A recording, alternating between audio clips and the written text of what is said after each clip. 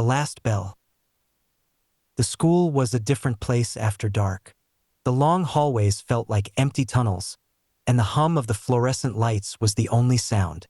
It was a silence you could feel, thick with the smell of old chalk and clean floors, a smell that never really went away. Mr. Carter was the only one there, a small island of light under his desk lamp. Outside, the wind scraped at the windows like it wanted to get in. The world was just a black sheet, sometimes torn by the distant lights of a car. He told himself he liked the quiet. No noise, no distractions, just the sound of his red pen on paper. But tonight, the quiet felt heavy, dangerous.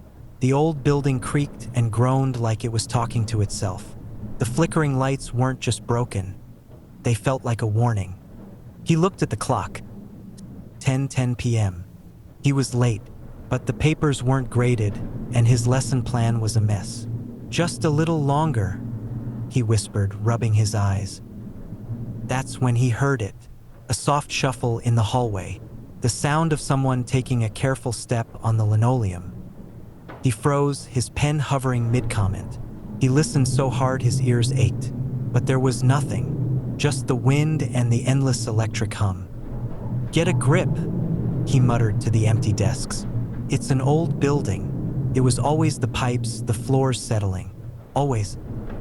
Then it came again, closer, a dragging sound this time, like something heavy being pulled right outside his door. A cold jolt shot down his spine.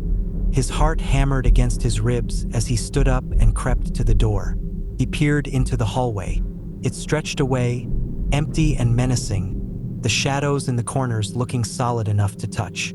The lights buzzed with a sickly, greenish glow. Bang! A door down the hall slammed shut with a force that shook the walls. The vibration rattled his desk. Mr. Carter stumbled back, a gasp catching in his throat. He stared at his own classroom door, now slightly open. The dark hallway beyond looked like an open mouth. Before he could even breathe, a new sound cut through the silence. Crackle. Then it grew louder. Static. It was coming from the classroom next door. The old radio, the one nobody had touched for years, was suddenly on. His blood ran cold. He took a shaky step into the hall. The radio wasn't just playing static. It was hissing, spitting out a sound that was almost like broken whispers. Felt alive. Felt like it was breathing. He was halfway to the door when another sound exploded. The violent, metallic crash of the security bar on the main stairwell door. Someone or something was slamming into it, again and again, a frantic, panicked banging. His pulse roared in his ears. He looked over the railing down into the stairwell. It was a pit of pure blackness. He saw nothing, no one, just that relentless, pounding noise. He didn't think. He ran. His feet pounded on the floor, the sound echoing like gunshots. He flew past the whispering radio, past the slam-shut door, not daring to look back.